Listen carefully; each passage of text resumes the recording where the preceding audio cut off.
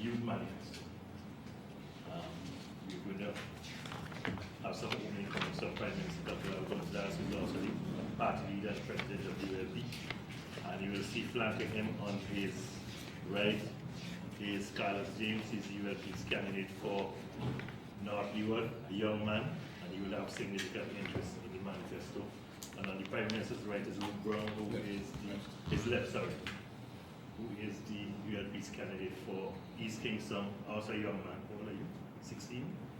And you have significant interest in the manifesto. We're going live on Star Radio for those persons who are listening in the diaspora, and we hope you can stay with us as we go through this process. Let's invite Prime Minister Dr. Ralph Gonsalves to make some opening statements. Good morning, members of the media. I want to thank you for coming to this press briefing this morning to formally launch the Youth Manifesto. The Youth Manifesto of the Labour Party, the title of which is Shaping the Future with Labour Love, Forward We Go. This manifesto was published on Friday and circulated as an insert in the Searchlight newspaper, and it has been available from Friday. Clearly, as always in the ULP, we have to address matters and tie up the loose ends formally, in the same way we did with the manifesto and the launch of the candidates. There is a process, and people can see a logical, scientific, clear-thinking manner in which we function. And that tells you something about the organization to which we belong and the kinds of approaches, methodologies, perspectives that we bring to governance and have brought to governance. As the Assistant General Secretary Elson Crick pointed out, flanking me are the two youngest candidates in these elections, both of them offered by the ULP. Carlos James, a lawyer, first degree, his professional training. Before that, he was a journalist. He was one of your professional colleagues. He also did a master's degree in law. Luke Brown is 30 years old. Our first Rhodes Scholar, National Scholar, Rhodes Scholar, degree in economics and mathematics at the University of the West Indies, and a master's degree in statistics at the prestigious Oxford University. Luke is himself pursuing law by distance, and he has an interest. Clearly, anyone who has an interest in governance, law is always a very useful tool, whatever your other skill sets. And each has decided to commit himself to service. Now, they're embarking upon a career which is fraught with multiple challenges and sometimes an unforgiving career. But they have decided to serve, and I'm really happy that they have done so. This Youth Manifesto is not something new to us. We have had youth manifestos in each of the preceding 3 general elections. And the ULP has always had a very special focus for young people. Indeed, we have for the working people generally, for the farmers, for the fisher folk, for the elderly, for the entrepreneurs, small business people, larger business people, foreign direct investors, and the like. But clearly, the youth are the flower of our civilization, of any civilization. And they have to be put at center stage so that in a short time, that flowering is not only fulsome, but the bearing of the fruit becomes bountiful. Youth has, in terms of its layout, a summary of our positions. First, there's a letter from me, and there's one from the president of the youth arm of the ULP. And there's an introduction, shaping the future with love.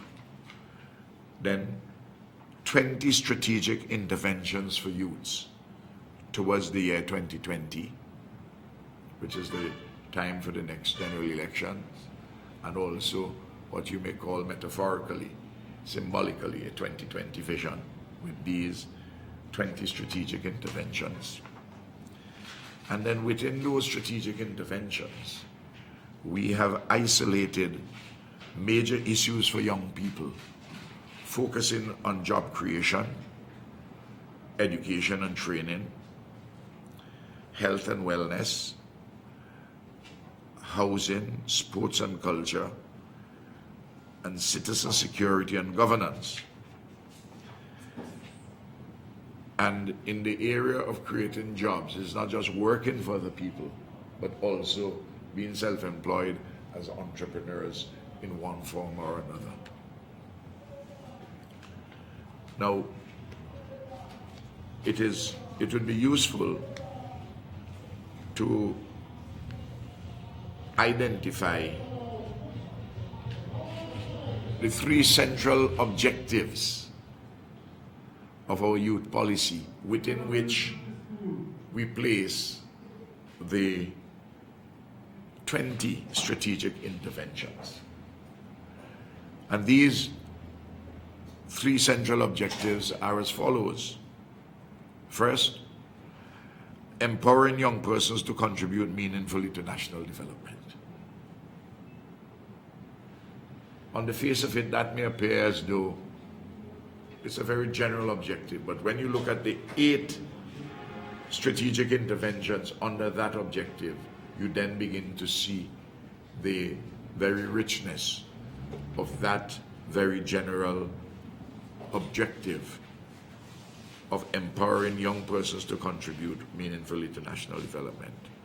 The second central objective is highlighting and addressing public awareness of the policy and programs of youth development issues and their implementation. Because you can always highlight and address public awareness of these policies, but you also have to have the public being aware, the relevant publics too, about their implementation so that people can benefit from them. And thirdly, the third central objective is fostering among young people the ideals of social harmony, mutual respect, cultural heritage, the tried and tested values of our Caribbean civilization, including its Vincentian component, and the vitality of regional and international solidarity and cooperation. Under the first of the central objectives, that is to say, empowering young persons to contribute meaningfully to national development, we have 8 strategic interventions. On the second central objective of highlighting and building public awareness of youth issues and their implementation, there are 6 strategic interventions. And under the third central objective of fostering uplifting ideals among young people, we have another 6 strategic interventions. Now,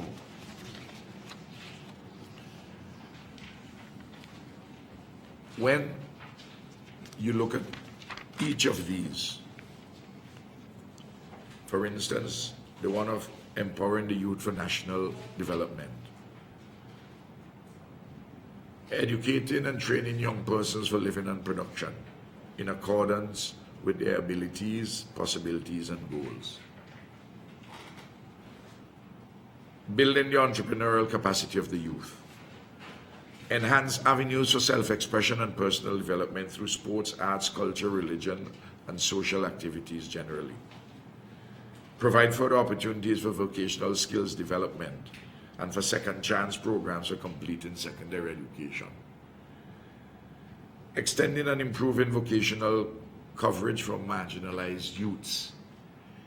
And we have a special jobs program under that, which we have highlighted in the manifesto, to be financed by Petrocarib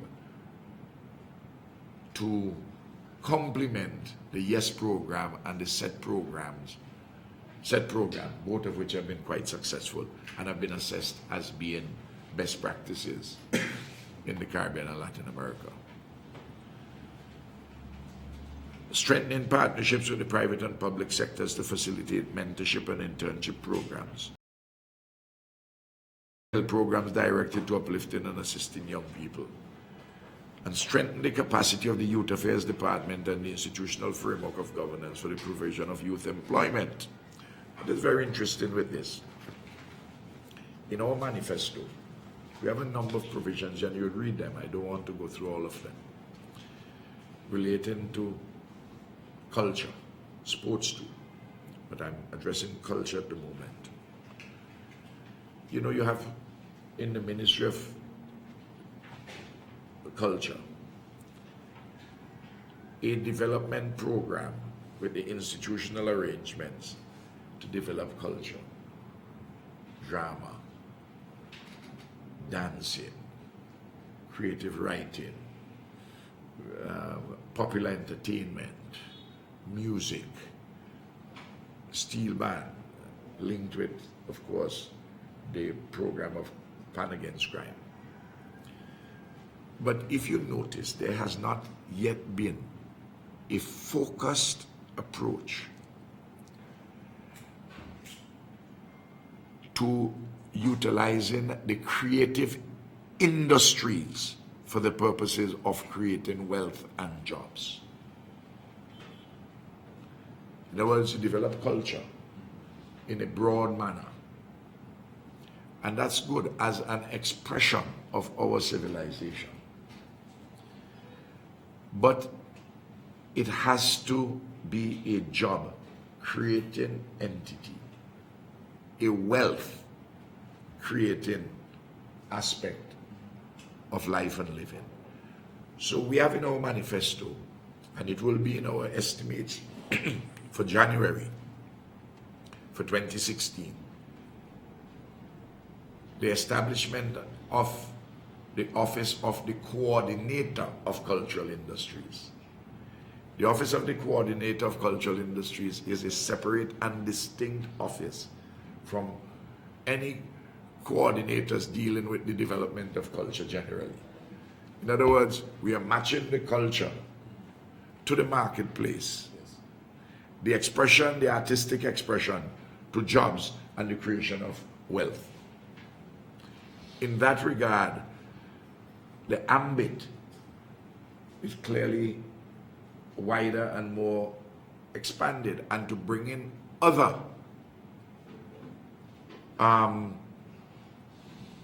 areas of work, creative work, where young people have been finding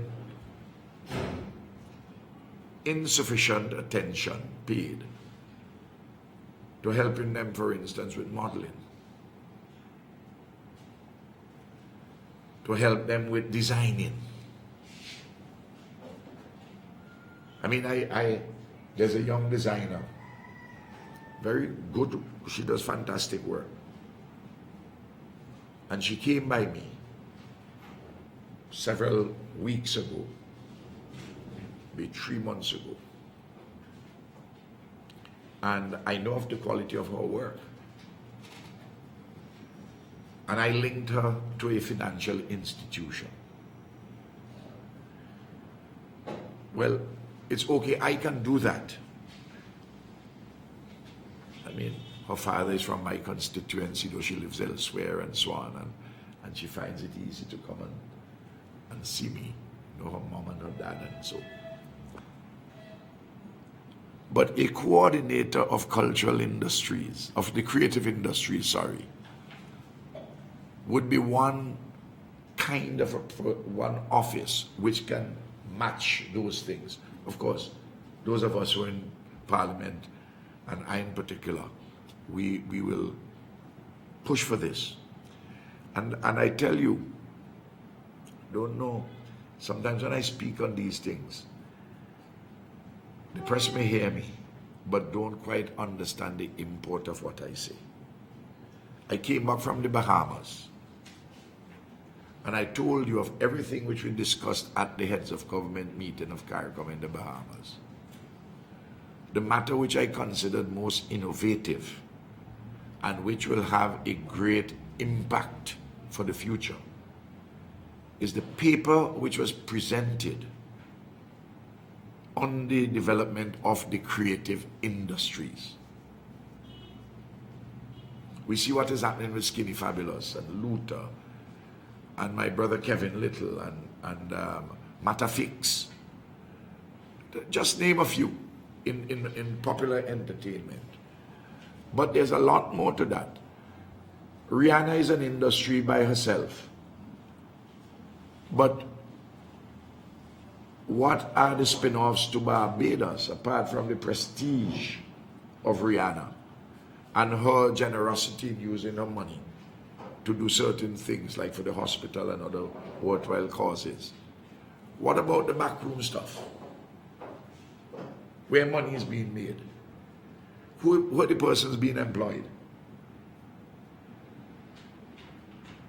Who are the musicians behind her? You get the general idea what I'm talking about. And then to create the infrastructure in terms of the infrastructure in terms of recording studio and support facilities of one kind or another. I remember once I spoke about this, must have been about 3 years ago, and the need for us to go into that area and to help those who are involved in it to build their capacity. And the next thing I knew on a radio station, they're saying, oh, Ralph is looking for a job for his son, Adam. That's Camilo's younger brother, who is happily married, lives in Oregon, and who has his own company. He has a master's degree in sound engineering and does his own work. You know, and but the hate industry which has been established against Ralph,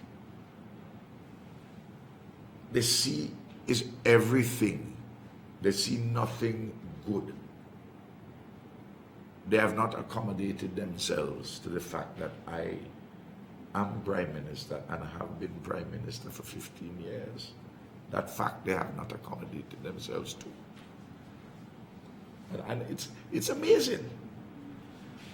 And the hate industry gets more desperate as days go by. I say that part parenthetically to make a political point as to how people will try to derail you. But as always, we keep our focus. Some people will try to derail you. And this is one area of great opportunity. Like, for instance, the area to be financed too by Petrocarib. I went up on the block inquiry yesterday with Luke. And I went, well, it's an interesting juxtaposition. I went first where a spiritual Baptist event was being held, and I know some of the main participants, and I participated there for a short while, which is a religious and social expression. And then I went on the block, and the brothers were playing cards, and I joined in the card game. We were not playing for money, we weren't gambling. Whether any of that was taking place prior to my arrival, I'm not aware, and I did not sufficiently inquire to lift my awareness in that regard. But I played for quite a while, and I spoke to a number of young persons. And there are three things on which we were communicating. How can we have a special program in relation to jobs of the kind which we have here to be financed by Petro-Caribbean? How could we get some startup money for a little business they're doing? And how could we improve our technical training, even among those who had not been beneficiaries fully of the education revolution or even at all? And these are areas of focus. Like, for instance, I tell you, this morning, I passed through Paul's Avenue. I saw a young man. He did me this. I came out of the vehicle, sitting. You see, I have 4 acres of land. I applied for a loan under the Farmers Support Company. I'm doing some animal farming, chicken and pig and goats. He said, well, you're taking a little longer than I anticipated. Could you find out what is the status? Of course, I found out already the status between Paul's Avenue and here. Young people are not a problem. Young people are a solution to problems. And that is a fundamental difference between us and the NDP, the Unity Labour Party, and the NDP. They see young people as constituting a myriad of problems. We see them as possessing strengths and possibilities, despite weaknesses and limitations, to assist in advancing themselves, their families, and their country. And as simple as that distinction is, it is a profound one. Because those of you who are familiar with the Bible, there was a simple distinction between the law in the Old Testament and grace in the New Testament. But that difference between law and grace has had a tremendous impact on human lives and on civilizations. So it's not because it's a simple distinction you must scoff at it. Simple but profound. That's the illustration I wanted to make. Now, in relation to startup monies, if you turn to the section on jobs, you will see that we have monies from the Farmers Support Company for farmers, fisherfolk, and agro-processors. You will see we have money from the World Bank Finance CARSIP project for entrepreneurs in the information technology business. The World Bank provides the money to us at minimal cost, and we provide it as grants. And we have a number of persons for those grants are to be delivered in the area of IT-related businesses. And those are about to be disbursed. The gestation period has been longer than I wanted to, but when you have some sources of funding, that happens. But it gives you where we are. Then, facilitating young entrepreneurs at the Center of Excellence, IT entrepreneurs, and more generally at the Center of Enterprise Development, Invest SVG, the Bureau of Standards, the Commerce and Intellectual Property Office in respect of copyright issues, particularly for songwriters and cultural performers. And then I said here, the proposed Office of Private Sector Development, which is an office which we are going to set up, and the proposed Coordinator of Cultural Industries will further boost the facilitation of young entrepreneurs. And then a special lending window in the proposed Regional Development Bank for the OECS and the Regional Enterprise Fund to facilitate young entrepreneurs. Now,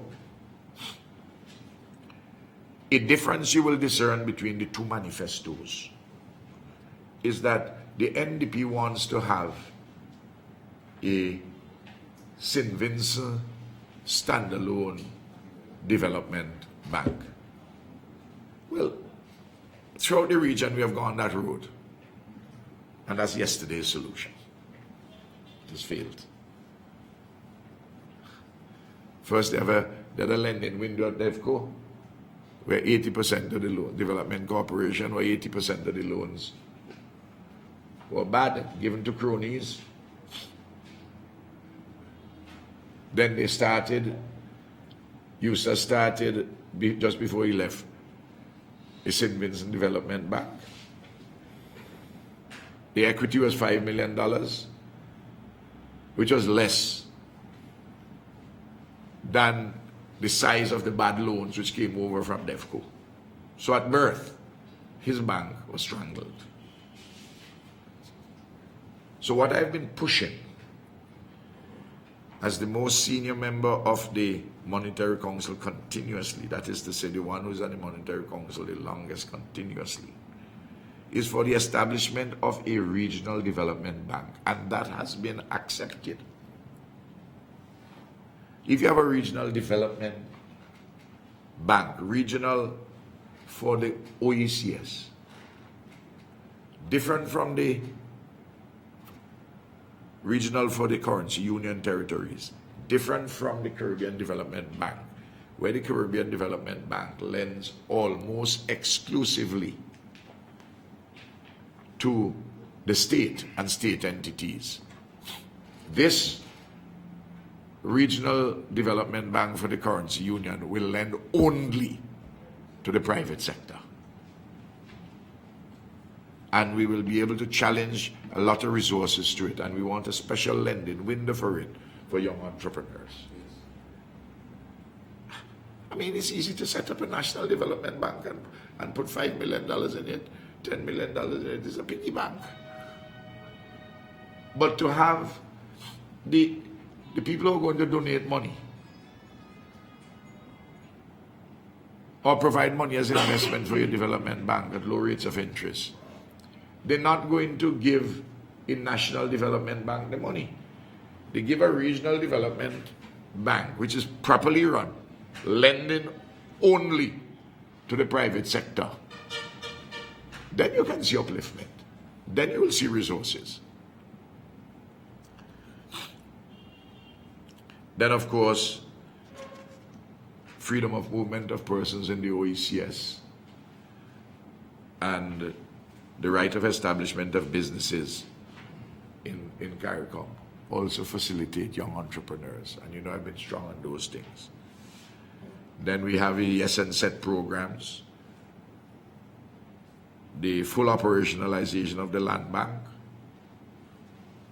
and of course, the focus on job creation and entrepreneurship in respect of a whole set of programs which are inside of our big manifesto. You can't run a country without creative ideas. You can't run them without policies and programs. And in this country today, when people do it shorthand at the behest of Arnhem Eustace, ask Ralph. They don't mean just ask Ralph Gonsalves.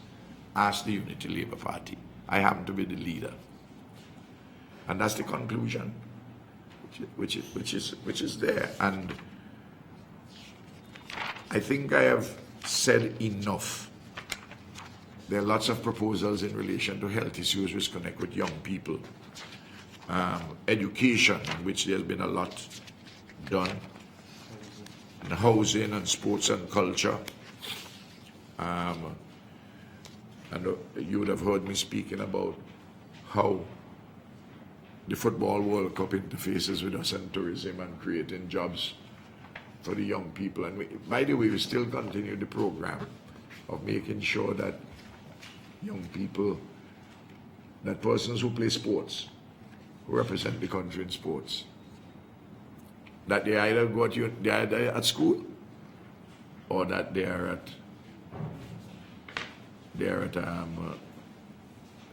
a job.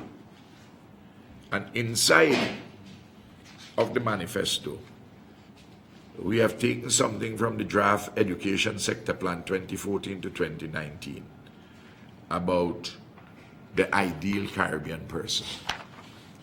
Doesn't mean that we will not fall from the ideal, but we have something which we are saying, here is where we go towards. Because we are all fallen individuals and we will make mistakes and sometimes stupid mistakes. But there's an ideal to which we must aspire and to see how close we can get to it, which is consistent with the Christian doctrine all the time of a quest for redemption and upliftment. These things are not mystery, you know. These things they come from our sinews. They are noise in our blood and echo in our bones. These are the ideas which I'd like to present and commend them to you. Thank you very much. Any questions? Morning, Prime Minister. Prime Minister, let's say a couple of decades ago, there was a vibrant youth movement in the country. Good morning, Prime Minister Robinson. A couple of decades ago, there was a vibrant youth movement in the Caribbean, National Youth Council, student councils, out of which a number of leaders made it into the seat of governance. Will you, in this coming term, seek to assist in fostering such councils as to prepare young people to follow the footsteps of others into the seat of governance, having the training necessary so that when they enter the political field, they will not be making the mistakes we are seeing others are making? I think that the young people today are as focused, if not more focused, on national development and commitment to service as in the days about which you're talking, when you had Ralph and George Odlum and Rosie Douglas and Tim Hector, younger persons in their 20s and 30s.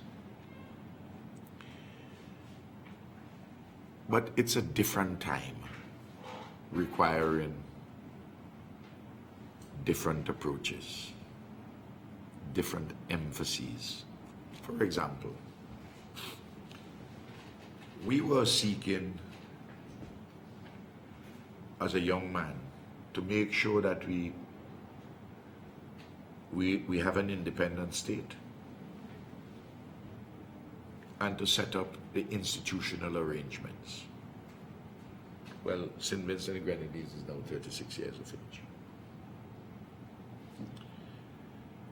so that the anti-colonialism of that period, it isn't that it's not manifest still, but it is manifested in other ways.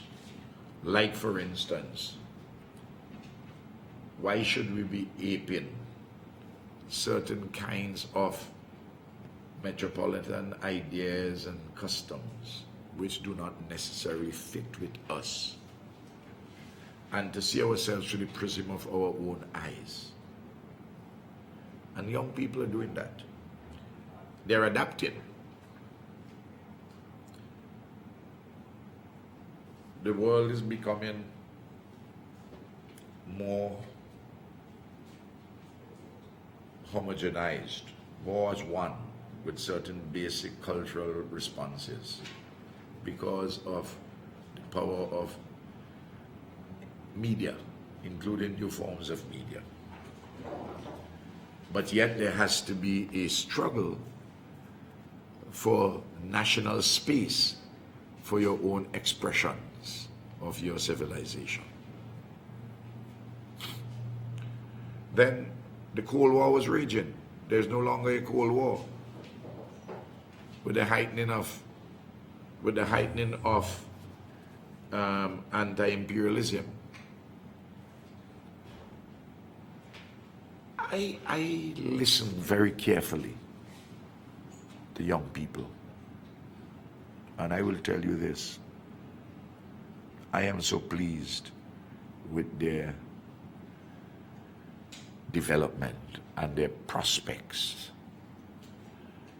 I don't, so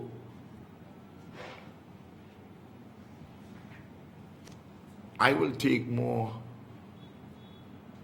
the position of a Socrates in this regard, that don't ask the young people to follow precisely your footsteps. They learn from you, but let them carve out spaces for their own. And this is why I say, let them fly like eagles with their wings unclipped. I wonder if the country realizes something. This country, which is just 109,000 people, call it 110,000 people. You know, we have about 33,000 people, student persons who are studying. I don't know if you know that. Let's just bear with me and go with these numbers. Between 3 to 5 year olds, we have about 4,000 persons. We have the demographics inside of this. I'm just extrapolating from it in the context of this discussion. When I say inside of this, inside of the manifesto, 4,000. We have about 13,000 primary school children. That's 17,000. We have 11,000 secondary school children. That's 28,000. We have 2,500 persons at the community college. That's 30,500. And we have in excess of 1,000 persons who are studying at universities, either abroad or at home, in one medium or the other, either face-to-face or distance education or a combination. Well, that's a remarkable number. And hear me now, we have to take care of those, to educate them. And notice I'm not yet dealing with 1 to 3, I just deal with the preschoolers, 3 to 4, because they're persons 1 to 3. And then, so you see, easily 1/3 of the population are in some training or at school, Lucas, which is my nickname for my brother Luke. And at the same time, we have 13,811 persons 60 years of age and over, of course. Some are working in that category, but most are not working, they're retired. So you're talking about over 50,000 persons are either retired or at school or training, which means that the rest of us, the other half of the population, we must maintain ourselves and maintain those and lift them up, which means that those of us who are working we must all be working, or to have as few as possible not working. And when we work, we are producing well because we are properly trained, and we look for new forms of wealth creation. And for us to be healthy, and that we can live healthier and longer to make contributions. And that is why you have to bring people to St. Vincent and the Grenadines to sell your goods and services, which requires an international airport. And to sell your goods, which require better port facilities. I mean, these things are, and to have good telecommunications and so on and so forth. You get an idea how we conceptualize this business. So that is how I would answer you. I answer you longer than I should, but I think it would have taken into account many other queries which arise. Prime Minister, there's another section of the youth population that there are persons who give thought to how the issues will be addressed, others turn a blind eye to it, and I speak of the young people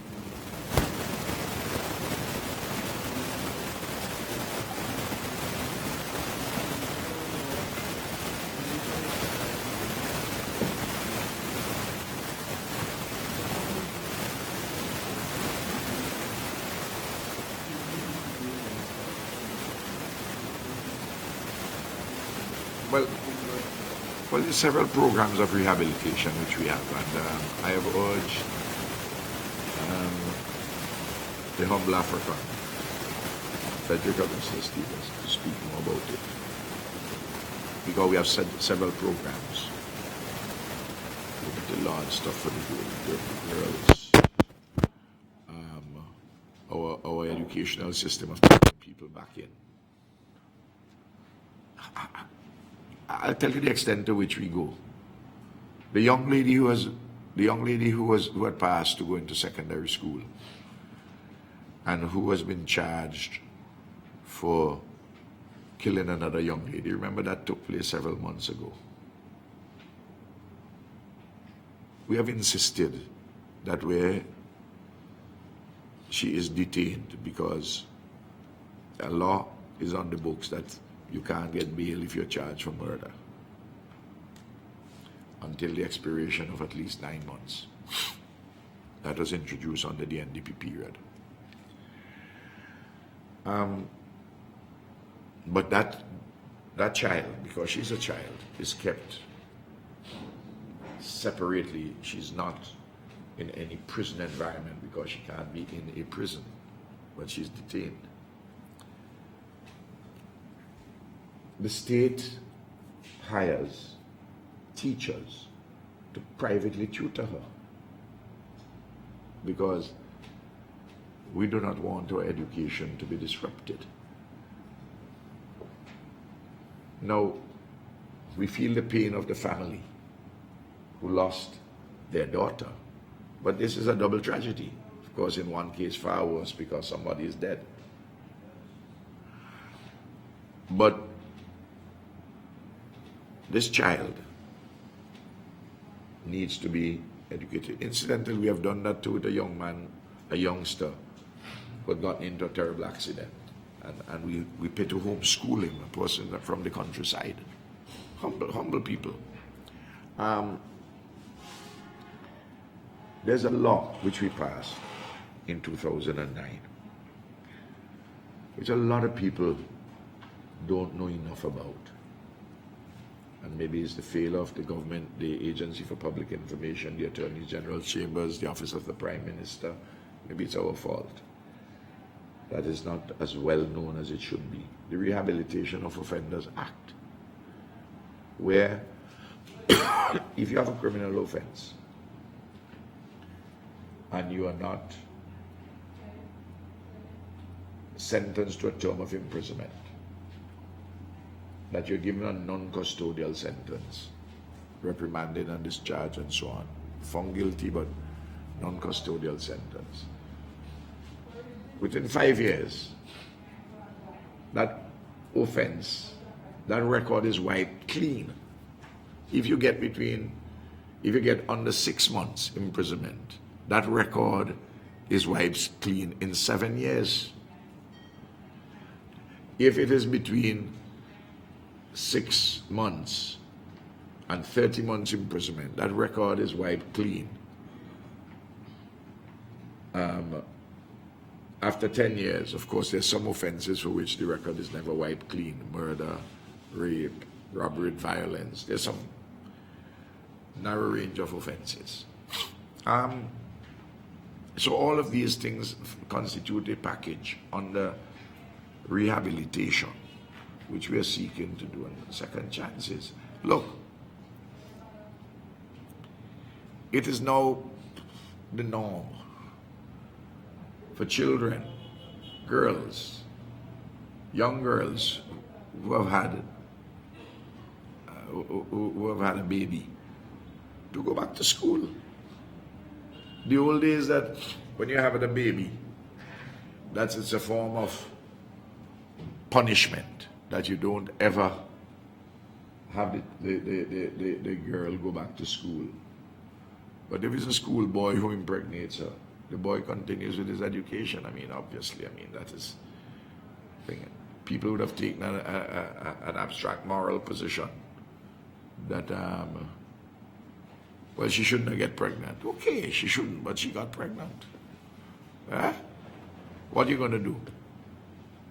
Condemn her for pregnancy? It's when that very child may turn out to be a scientist or something, what are you going to do? And you're going to try to create an environment in which that child will grow up, which is uplifting. So we have these very open attitudes, and when some people take abstract moral positions, I leave those things to the individual and their God and counselors and so on and so forth. That's what I do. Last question from me here. Listening to you briefly outline the programs within the Youth Manifesto, I sort of hear an echo coming from the NDP chambers, where the money will come from. But I don't understand Because when they will say, let's take for instance, an office of the coordinator of cultural industries. That does not cost a lot, and the benefits which could be derived from it would be tremendous. And when you're building the infrastructure, you build the infrastructure with grants and soft loans, private sector, public sector partnerships. The development bank, the person gets back the money. The farmer support company is Petrocarib money. And we have enough resources from Petrocarib to address things like those. So, and I never propose something, and you all are accustomed to me now for 15 years, unless I have the money to do it. That has been my hallmark. That's the reality. And anytime I propose something and don't know where the funding is coming from or not have the funding at hand, that is the time that the people should say, Ralph, you're being irresponsible. But I have not been. My dear sister. I have two questions and I will let you answer them after. Your Youth Manifesto indicates on page 27 is a practice to ensure that national sportspersons are employed or in colleges and universities. What about the members of Vincent? According to the report, some of the members of the team are unemployed. And secondly, the manifesto speaks about youth misusing and abusing alcohol and drugs. Are there plans for the re-implementation of their or a more hands-on approach to educate the youth about drug and alcohol abuse? Well, the last question. We do have a series of matters within the health sector where we are dealing with alcohol and drug abuse, misuse and abuse, public awareness programs, treatment of one kind or another. In the schools, we have trained counselors. In fact, if you check the estimates, I think in every primary school you have a trained counselor. And we have also trained counselors in the secondary schools. I just came from the Lodge Village Primary School. And there is a special room for counseling, very well equipped. So there are these programs. The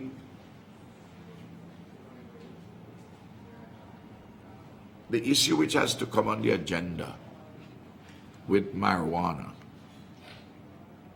and we await the outcome of the discussion from the CARICOM Marijuana Commission,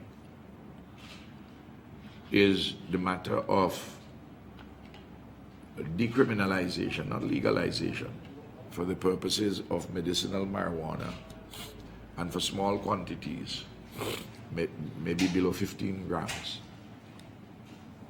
for recreational and or religious use,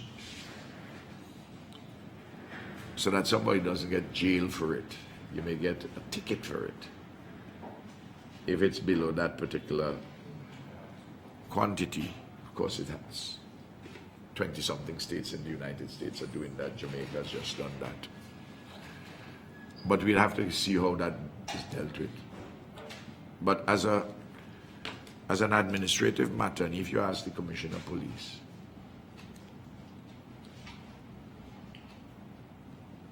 people don't, the police don't go about locking up somebody now for smoking a spliff behind the grandmother house. Of course, if you are in contumelious disregard of the law and you walk with a big spliff in your mouth in front of the police station and you hail up the sentry and say, "Hey, Babylon," and draw your spliff, well, you're begging to get locked up. So there are these, and the matter is therefore treated in that sense, or the point I'm coming to, as a health and education issue. Now, the second question the other one you raised was the first one. Remind me the specific. The Vincent Heat. Oh, yes. We're always going to have a few persons who are not captured by the program. But as soon as we know, we make great efforts. For instance, one case came to my attention that not only was a young man unemployed, but his housing situation was not of the best. And I've given relevant instructions in relation to that particular young man. What I ask all the young people, the people who play sports, represent the country in sports and culture, they go to the respective ministry. But if that is to say sports and culture, youth affairs, and they don't respond, draw it to my attention. Because you take, for instance, under the YES program,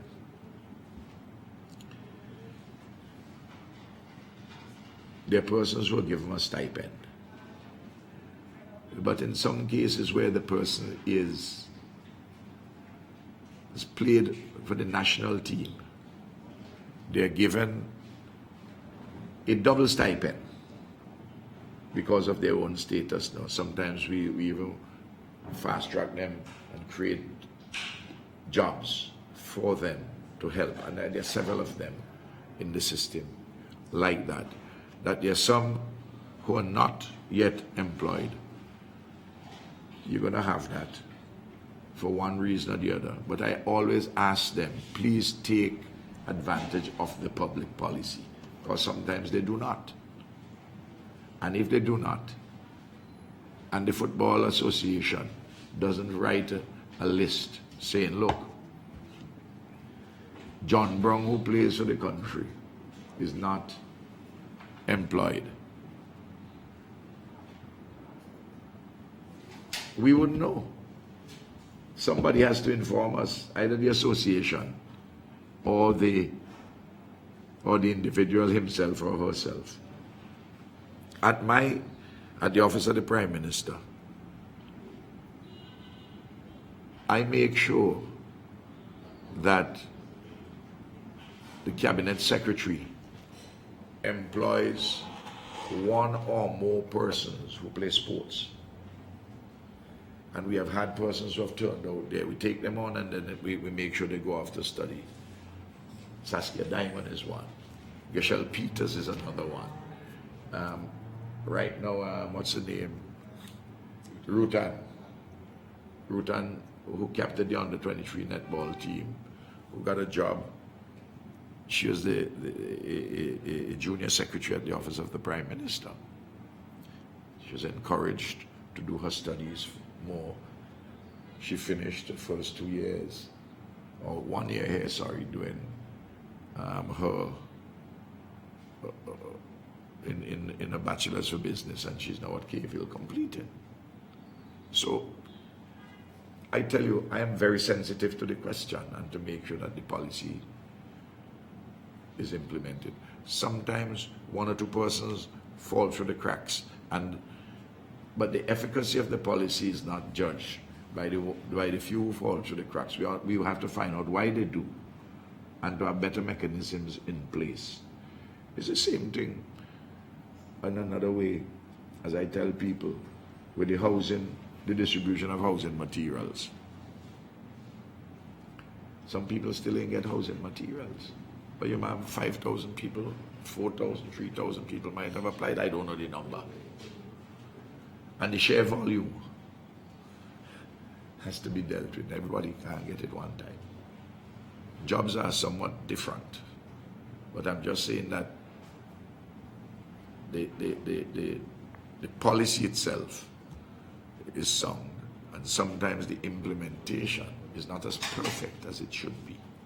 But that goes at two ends in the case of the question you asked me, as I've just explained.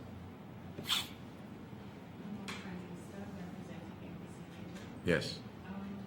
Among the 20 strategic interventions for youth, one of them is to develop further and implement programs to facilitate proper integration of at-risk youth. How do you propose to do that? Well, that is in a sense, the dimension of the question which was asked by my brother journalist a little earlier. There are several programs, both for at-risk youth who are male and those who are female.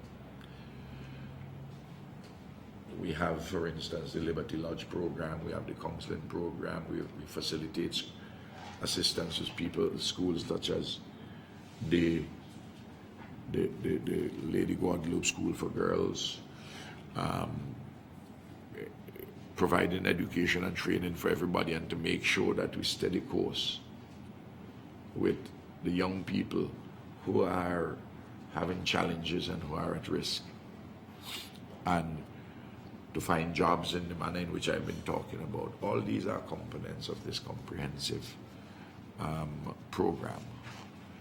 It's every generation has these challenges, and we have to just build the systems better and better to have supportive mechanisms. For students, for instance, we have the Student Support Center. They get a big budget, big chunk of the budget every single year. We have a number of voluntary organized NGOs with which we associate. I keep a track, for instance, of students, of young persons who are called quote-unquote street children. And I had asked from the beginning, in fact, when I came into office, we identified by name, we did a survey of 29 street children. The number remains in the 20s. But those who are now street children,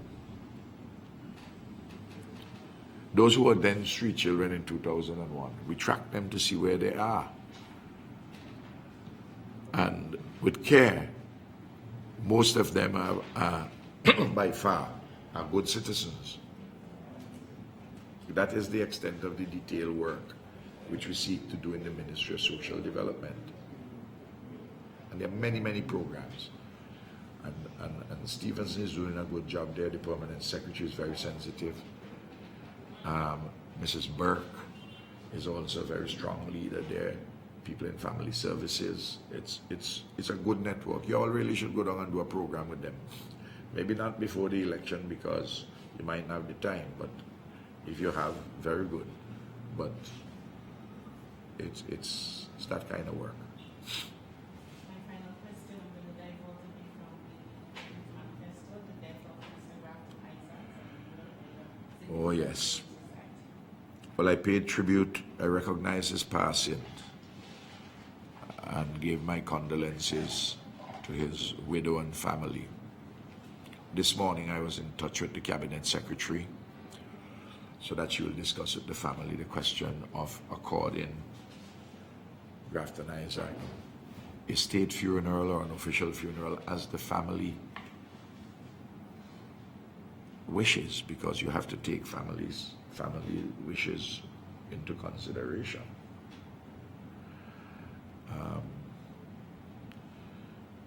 So he was an outstanding Attorney General. A lot of people don't remember that it's under Grafton Isaac's watch that we passed the first piece of law in this country for the protection of employment. It is under his watch that we passed the first piece of law relating to domestic violence and matrimonial proceedings as arising from domestic violence. It is under his watch that we passed the Status of Children Act that brought an end to bastardy and put children born in and out of wedlock on the same footing in legal purposes and for purposes of the succession property. When he did that in 1980, there are some abstract moralists who said, what happened? You want to reward the mother of the bastard child? You know, the point is they're children. Born in and out of wedlock. Of course, these laws have been updated since then, but the question of the adoption of a United Nations a United Nations resolution to ensure that persons who are in custody are not treated in a manner which is contrary to civilized norms. All of these things, Grafton Isaacs piloted, and he has a magnificent record in this regard. And Parnell Campbell will tell you that the reform laws that he brought into being built upon the work which was started by Grafton Isaacs. he did extremely well. Okay? Thank you. Anything else? I appreciate it. We then